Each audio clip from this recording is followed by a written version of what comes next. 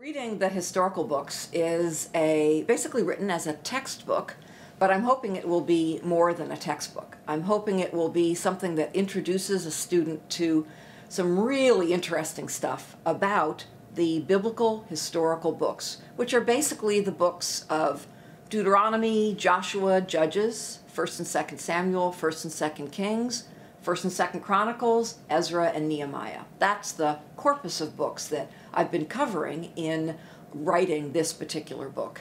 And it's a section of the Old Testament that people do refer to when they want to talk about the history of ancient Israel. And if you go to church, there's a number of readings that will be done in, say, the Common Lectionary. A number of readings will come from those, so you'll hear readings from these books in church. And if you do a history course, these books will be the basis often of a history course that you'll take about ancient Israel. So the question I tried to answer, when a student today or when a layperson today opens a book like the Book of Kings, what are they reading? What is this stuff that you're reading about kings and battles and wars?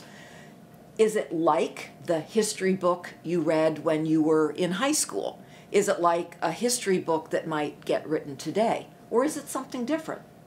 We at least know that it's 2,000 and more years old.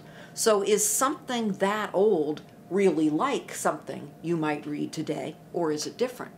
When you open up a book of Kings or a book of Joshua or a book of Ezra, are you reading something that you would recognize? Or do you need a little bit of introduction to really understand what you're reading?